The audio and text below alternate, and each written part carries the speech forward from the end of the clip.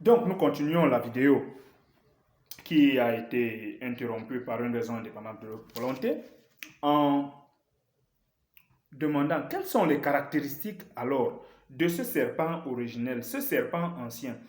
Quand tu vas lire dans le livre d'Ézéchiel, toujours à partir le chapitre 28, à partir du verset 13, à partir même du verset 12, où il est dit, tu mettais le sceau à la perfection, tu étais plein de sagesse, parfait en beauté. Tu étais en Éden, le jardin de Dieu, tu étais couvert de toute espèce de pierres précieuses.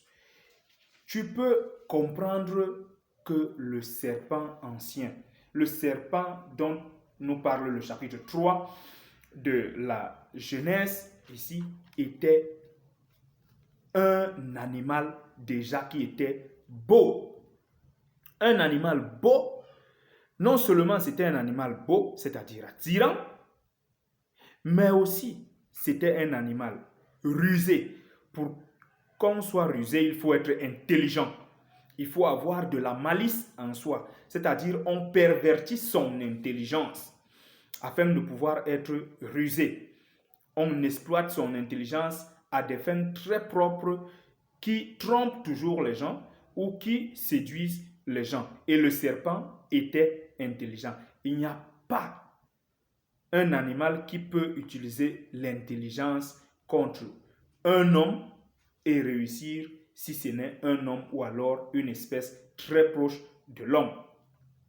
Il est dit également que le serpent parlait. Même si Satan ou le diable possède un animal, il ne peut pas faire en sorte que cet animal-là parle. Il n'a pas cette puissance-là parce qu'il ne peut pas donner des cordes vocales à une créature de Dieu. Mais il utilise ce qui est déjà là. Voilà pourquoi il est dit que le serpent a parlé. Parce que le serpent que Dieu avait créé avait des cordes vocales. Et tiens-toi tranquille, ce serpent était bipède. Ce n'était pas un quadrupède, c'était un bipède et il n'est devenu reptile qu'au verset 14. Quand Dieu lui l'a maudit et lui a dit, tu marcheras sur ton ventre et tu marcheras de la poussière tous les jours de ta vie. Le serpent était un bipède, il était beau, il parlait, il était doté d'une intelligence, c'est-à-dire qu'il était très proche de l'homme. Voilà le chaînon manquant de la science. Voilà le chaînon manquant de la science. Et Apocalypse 20 l'appelle le dragon qui est le serpent ancien. Le dragon qui est le serpent ancien. On nous parle de dragon n'importe comment, mais voilà le vrai dragon, le serpent ancien, qui était un bipède, qui parlait.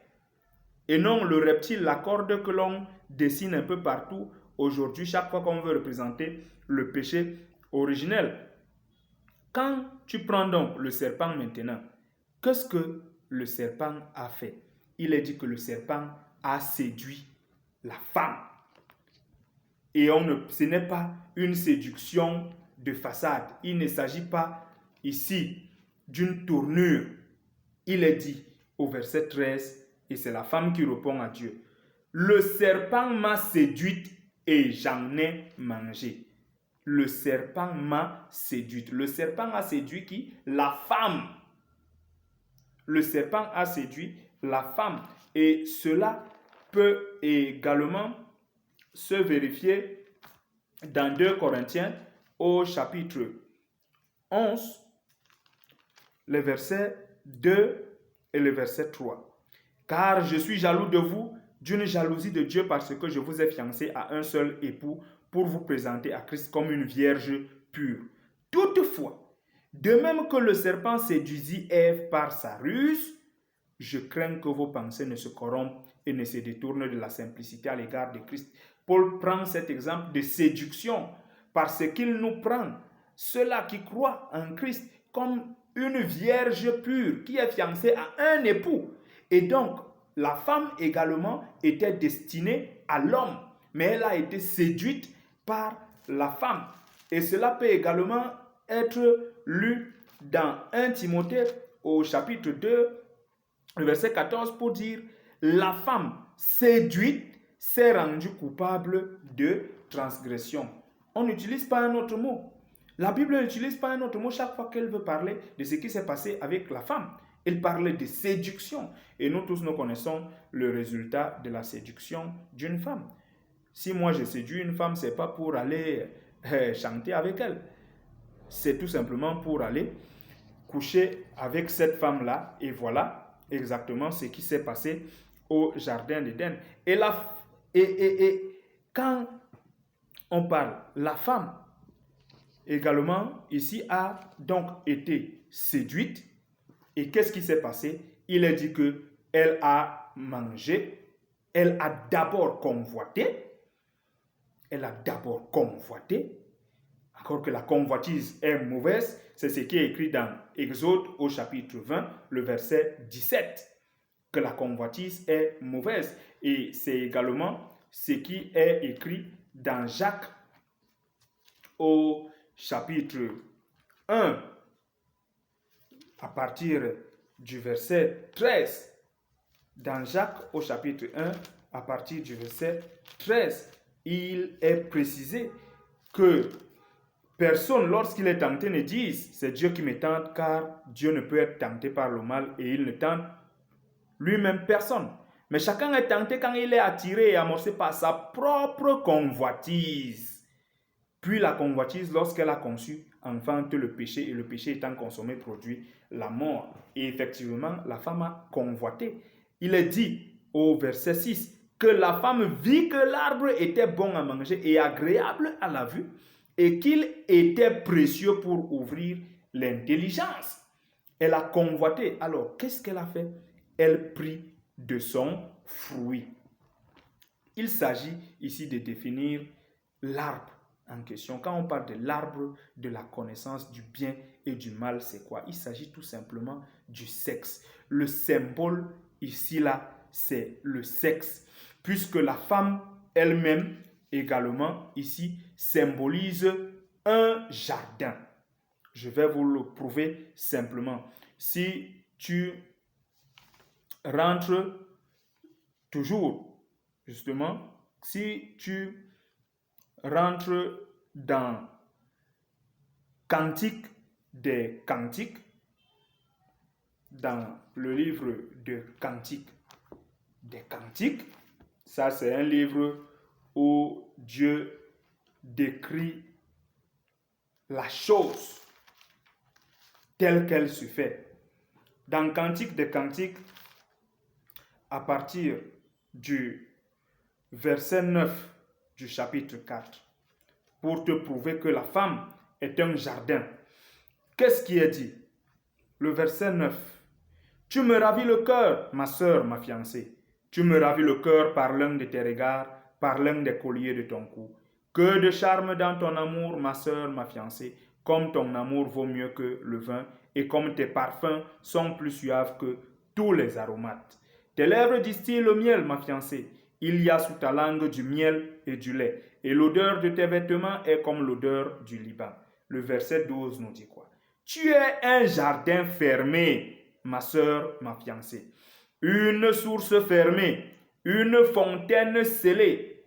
Tes jets forment un jardin où sont des grenadiers, avec les fruits les plus excellents, les trouènes avec le nard et le safran, le roseau aromatique et le cinnamome, avec tous les arbres qui donnent l'encens, la myrrhe et l'aloès, avec tous les principaux aromates. Une fontaine des jardins, une source d'eau des ruisseaux du Liban. Lève-toi, Aquilon, viens au temps. Soufflez sur mon jardin et que les parfums s'en exhalent. Là, c'est la femme qui demande à l'homme de venir à elle. Lève-toi, viens souffler sur mon jardin et que les parfums s'en exhalent. Que mon bien-aimé entre dans son jardin et qu'il mange de ses fruits excellents. Et l'homme de dire, j'entre dans mon jardin, ma sœur, ma fiancée. Je cueille ma myrrhe avec mes aromates. Je mange avec mon rayon de miel. Avec mon miel, je bois mon vin avec mon lait. Cher ami, tu as très bien compris ici qu'il s'agit d'une scène d'amour. Il ne s'agit pas d'une romance, il s'agit d'une belle scène d'amour sexuel. Aussi simplement que cela, et qui est si suave et qui est si langoureuse avec tout ce que l'on peut comprendre. Voilà pourquoi tu peux facilement comprendre que la femme ici symbolise aussi le jardin.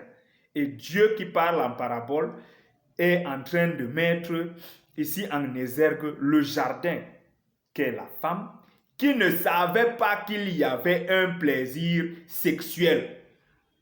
Elle ne le savait pas. Tu peux regarder cela au travers de tous les versets que je vais citer. Genèse chapitre 4, le verset 1 et 2. L'homme connut sa femme, la femme enfanta. Le verset 17, l'homme connut sa femme enfanta.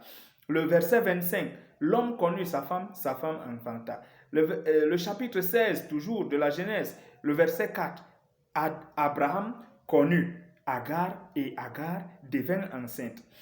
Le chapitre 38, le verset 1 et 3, Judas connut sa femme et sa femme devint enceinte. Ruth, chapitre 4, verset 13, Boaz connut Ruth et Ruth devint enceinte et elle enfanta. 1 Samuel 1, Elkana connut sa femme Anna, Anna devint enceinte et elle enfanta. Voilà le résultat qui devait émaner justement de cet arbre de la vie. Mais le diable est venu montrer à Ève la perversion sexuelle. Il lui a montré que le sexe n'est pas seulement fait pour la fécondation, comme nous venons de voir, mais c'était purement pour toute autre chose aussi. Voilà pourquoi il est dit que la femme, elle a vu que le fruit était agréable. Le fruit, effectivement, quand on parle de fruit ici, le fruit également, il y a le fruit de nos entrailles. Si tu prends Deutéronome au chapitre 28, le verset 11, qui nous parle du fruit des entrailles. Tu prends le verset 18 qui parle du fruit des entrailles, le fruit du bétail. C'est quoi? Il s'agit tout simplement, par exemple, des enfants. Mais pourtant, il y a aussi le fruit des arbres. Pour que tu comprennes. Et quand il est dit ici que la femme mangea, quand je te dis que la femme est d'abord un jardin, je te l'ai montré au chapitre 4 et 5 du Cantique des Cantiques. Mais si tu regardes également dans le psaume 28, le verset 3, il est dit que ta femme est comme une vigne féconde à l'intérieur de ta maison. Comme quoi? Comme une vigne féconde, comme un jardin potager, en fait, ou alors un champ. C'est ça qui montre que la femme est un jardin, ici symbolisé en Éden, et qui porte l'arbre de la connaissance du bien et du mal. Et pendant que l'ennemi lui montre cela, elle prend de ce fruit et elle en mange. Comment on peut dire qu'elle en a mangé? Et tu peux comprendre que manger également est différent. Il y a plusieurs manger. Il y a, quand par exemple, il est dit dans le livre de Matthieu au chapitre 4, le verset 4, que l'homme ne vivra pas tout simplement de pain ou ne se nourrira pas tout simplement de pain, mais de toute parole qui sort de la bouche de l'Éternel. Ça veut dire quoi? Ça veut dire que nous consommons la parole de l'Éternel. Quand Jésus dit au chapitre 6 de Jean, le verset 57, que celui qui me mange, ou celui qui mange ma chair et mon sang, celui-là a la vie éternelle. Il parle de véritablement manger son sang ou de manger sa chair? Non. C'est tout simplement pour dire que celui qui prend sa parole et qui la met en pratique. Celui qui croit en la parole, qui la prend et qui la met en pratique, celui-là, il mange. Ça, c'est un premier manger. Le deuxième manger, c'est ce que toi et moi, nous faisons tous les jours pour nous nourrir dans notre ventre. Mais il y a aussi cet autre manger qui est écrit, par exemple, dans Proverbes au chapitre 30, le verset 20. Il est dit, « Telle est la voix de la femme adultère. Elle mange et s'essuie la bouche, puis elle dit, je n'ai point fait de mal. » Qu'est-ce que la femme adultère a fait? Elle a mangé. Mais qu'est-ce qu'elle a mangé? Nous tous, nous savons ce qu'elle a mangé. Elle a tout simplement délaissé son mari pour aller coucher avec un autre homme. Elle s'est bien lavée, elle s'est nettoyée et elle est revenue. Elle a dit qu'elle n'a point fait de mal. Telle est la voix de la femme adultère. Elle mange, elle s'essuie la bouche, puis elle dit, je n'ai point mangé. Et je peux te rassurer que c'est ce manger-là qui s'est passé au jardin d'Éden. Il s'est passé quoi? Le diable ayant séduit Ève, la femme, maintenant, qu'est-ce qui s'est passé? Il a couché avec la femme. Il a fait quelque chose d'abominable. C'est pour ça qu'il est dit, par exemple, les conséquences. Un animal qui couche avec une femme. Les conséquences sont directes. C'était une véritable abomination. Et tu peux voir cela dans le livre de Lévitique, qui est clair. C'était une abomination, la zoophilie. Un animal a couché avec une femme. Et le livre de Lévitique 18, 23 est clair là-dessus. Il dit, tu ne coucheras point avec une bête pour te souiller avec elle. La femme ne s'approchera point d'une bête pour se prostituer avec elle. C'est une abomination. Et il punit cela dans Lévitique au chapitre 20, le verset 16. Il dit, si une femme s'approche d'une bête pour se prostituer à elle, tu tueras la femme et la bête. Elles seront mises à mort. Leurs sangs retomberont sur elles. Tu peux comprendre, cher ami, quelle était la gravité de cet acte. Et c'est cet acte qui s'est produit. Salomon disait dans le livre d'Ecclésiaste qu'il n'y a rien de nouveau sous le soleil. Quand Dieu vient donner cette loi à Israël, c'est parce que ça s'était déjà passé. Et rappelons-nous que c'est Moïse qui a écrit la Genèse et c'est toujours lui qui a écrit le Lévitique. Il savait ce qui s'est passé et Dieu lui a révélé cela. Et c'est la même chose que Dieu nous révèle aujourd'hui. Il y a eu la zoophilie. Le serpent bipède ancien a couché avec une femme. Mais il n'a pas seulement couché avec une femme, il a couché avec la femme d'autrui. La femme qui était destinée à l'homme a commis l'adultère. C'est ce qui est défendu dans Exode au chapitre 20, le verset 14. Tu ne commettras point d'adultère, cher ami. Et quand la femme a fait cela, il a dit qu'elle prit et elle vint également avec le même fruit. Donc, cette volupté sexuelle qu'elle avait déjà acquise par le serpent, elle est venue également donner à l'homme. Qui a fait quoi? Qui en mangea aussi. Déjà que la femme était souillée, parce qu'il est dit dans le livre d'Hébreux au chapitre 13, le verset 4, que le lit conjugal soit exempt de toute souillure. La femme qui était destinée à l'homme était déjà souillée et elle est venue avec cette volupté et elle s'est donnée à son mari qui l'aimait. Il l'aimait. Ses désirs, il l'aimait. C'est clair et net, c'est écrit que quand il a vu la femme, mais il s'est extasié. Il a dit, voici cette fois celle qui est os de ma chair, os de mes os et chair de ma chair. Il l'a vu. Et la femme est la plus belle créature femelle qui soit. Il n'y a aucune autre créature femelle qui soit aussi belle que la femme. C'est pour ça que chaque fois, l'homme a été tenté de tomber par rapport à la femme. Chaque fois. Tu ne peux pas comparer le coq avec la poule. Tu ne peux pas comparer la lionne avec le lion.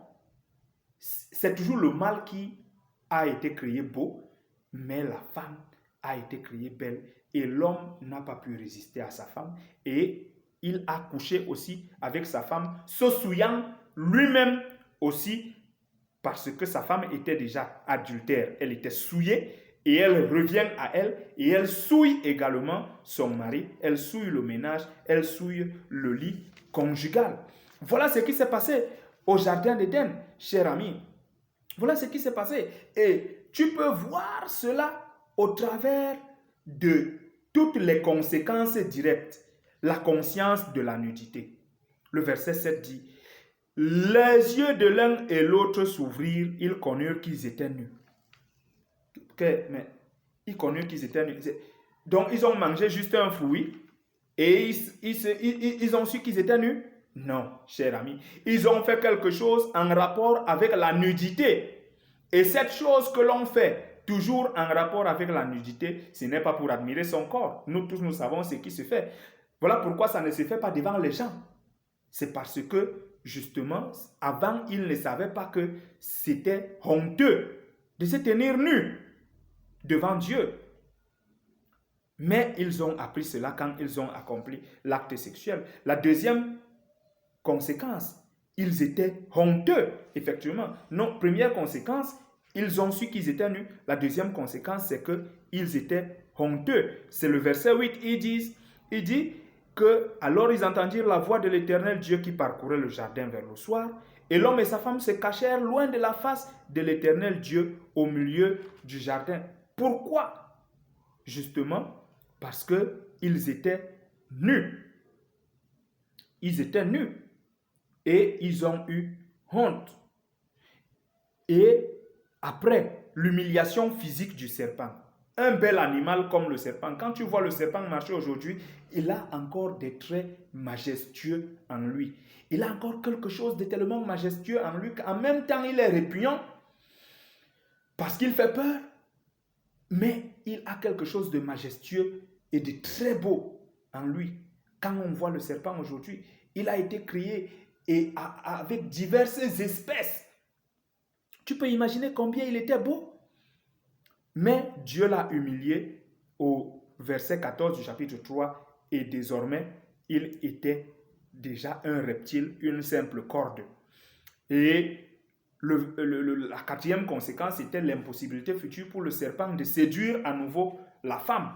C'est écrit au verset 15. « Je mettrai inimitié entre toi et la femme. Celle-ci t'écrasera la tête et tu lui blesseras le talon. » Voilà une autre conséquence directe. Donc, il fallait absolument qu'il n'y ait plus une quelconque complicité entre le serpent et la femme. Pourquoi?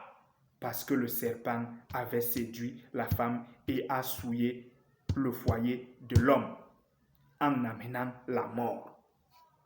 La cinquième conséquence directe, la souffrance de la grossesse et de l'enfantement. Cher ami, me pose-toi la question de savoir pourquoi est-ce que la femme devait désormais souffrir pendant les grossesses et avoir autant de douleurs pendant l'enfantement. Rien que pour ça, pourquoi on ne l'a pas puni autrement? Pourquoi Dieu ne l'a pas puni autrement? Le verset 6, il dit, « J'augmenterai la souffrance de tes grossesses. Tu enfanteras avec douleur et tes désirs se porteront vers ton mari. Il dominera sur toi. » Mais tu vois clairement, tu enfanteras avec douleur. Ça veut dire qu'au départ, la femme ne devait pas enfanter avec douleur. Ça veut dire qu'au départ, la femme ne devait pas souffrir pendant les grossesses. Pourquoi devait-on souffrir? Parce qu'elle s'est offerte à ce qu'il ne fallait pas.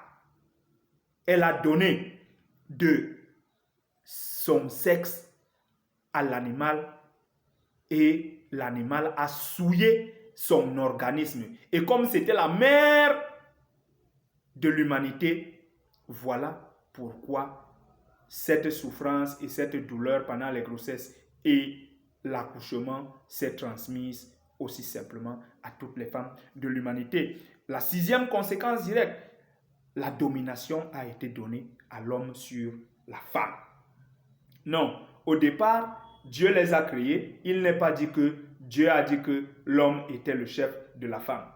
Mais il est dit ici au verset 16 que tes désirs se porteront vers ton mari. Ça veut dire quoi? Dieu est en train de préciser également ici que les désirs de la femme se sont d'abord portés vers autre chose que son mari. Ses désirs se sont portés vers le serpent avant de se porter vers son mari. Mais Dieu maintenant va remettre de l'ordre quelque part. Il dit que les désirs de la femme désormais se porteront vers son mari, mais il dominera sur elle. Voilà la domination qui a été donnée à l'homme, qui fait en sorte que depuis Adam jusqu'à aujourd'hui, c'est l'homme qui doit dominer sur la femme. Et cela ne sera plus jamais inversé parce que Dieu en a décidé ainsi. Je suis au regret de choquer les activistes du féminisme et toutes ces femmes qui parlent d'émancipation et d'épanouissement en parlant d'égalité de sexe, de genre et toutes ces idéologies. Mais Dieu a décidé que l'homme dominera sur la femme. Voilà les conséquences directes de la zoophilie, de l'adultère et de cette perversion sexuelle qui se sont passées au jardin d'Éden et que nous avons pu, et dont nous avons pu vous donner les preuves bibliques, cher ami.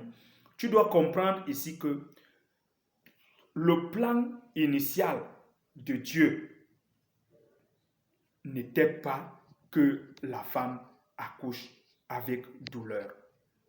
Il ne s'agissait pas de cela. Il s'agissait tout simplement que la femme puisse accoucher, mais pour qu'elle puisse accoucher, il fallait que l'homme, à qui Dieu a donné le pouvoir de nommer toutes choses créées, puisse parler. Et non de pouvoir lui verser tout simplement du sperme. Dieu a créé l'homme avec un pénis et du sperme en lui, mais ce n'était pas ça le plan A. Le plan A, c'était que l'homme parle, parce que Dieu, il est dit ici au chapitre 2 que l'Éternel fit venir les oiseaux du ciel, les animaux et tout, et donna à l'homme le pouvoir de les nommer. De les nommer. C'est l'homme qui devait nommer toutes choses parce que Dieu a créé l'homme pour qu'il soit le Seigneur de la création. Et tu peux déjà lire dans le livre de Matthieu, justement dans le livre de Matthieu, tu vas bien voir que Jésus est venu par la parole. Jésus n'est pas né par le sexe. Et c'est ce Jésus qui est venu par la parole qui devait ramener tous les autres à la perfection de Dieu. Mais l'homme, n'ayant pas été créé parfait, et comme il a péché, il était obligé de reproduire la race maintenant par le sexe. Mais ce n'était pas le sexe à l'origine qui était le plan initial de la création. Voilà une autre vérité qui est simple et qui est révélée ici. Mais justement parce que l'homme a suivi la voie de sa femme, que la perversion sexuelle a été installée et Dieu a dit, ah, le plan B est là, vous allez désormais vous reproduire par le sexe, mais la femme va souffrir. La femme va souffrir parce que c'est elle qui était la première à faire cela.